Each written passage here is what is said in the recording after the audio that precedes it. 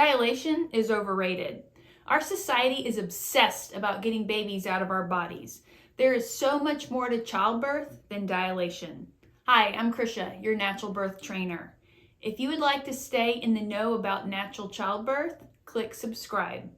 I'm going to give you 5 reasons why our bodies aren't dilating. 1, you're at the end of pregnancy and you're not in labor. Don't expect our bodies to be open and our cervix to dilate if we're not having contractions.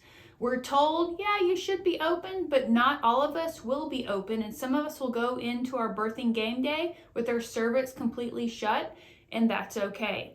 2, contractions aren't strong enough. Your body is putting out a contraction pattern, but they're not strong enough to press the baby's head down onto the cervix, which will cause cervical change, which is dilation. 3,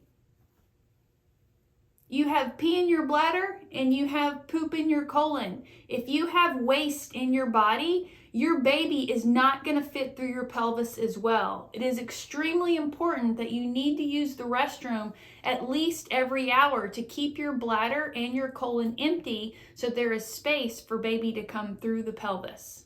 4, lack of food and water. Your body is working hard running this birthing marathon and your uterus is cramping.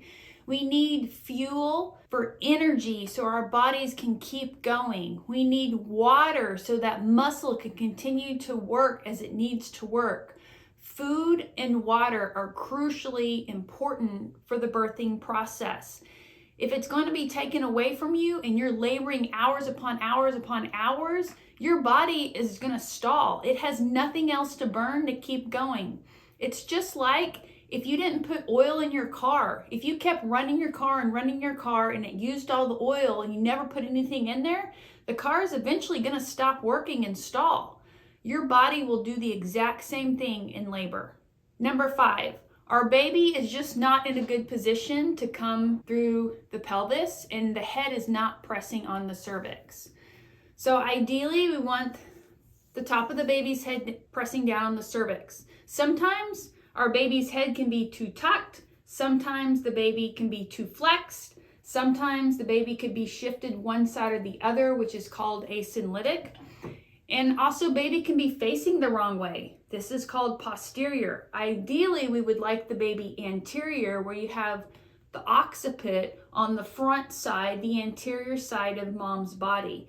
And sometimes our babies can get in there kind of wonky or funky, and that can create no cervical change. So a well-positioned baby will create cervical change. A baby that is not well-positioned, you're not going to dilate as fast. Our society is literally obsessed with getting babies out of our bodies.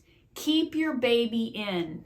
When your baby's ready to be born, your baby will signal your body to go into labor. And when your baby is ready to cross your finish line, your body will open up completely and your uterus will evict your baby. It is an amazing process. Natural childbirth is phenomenal. Trust your body and surrender to the process and labor your baby across the finish line. If you'd like to learn more about natural childbirth, join me in my natural birth workshop, Train for Birth.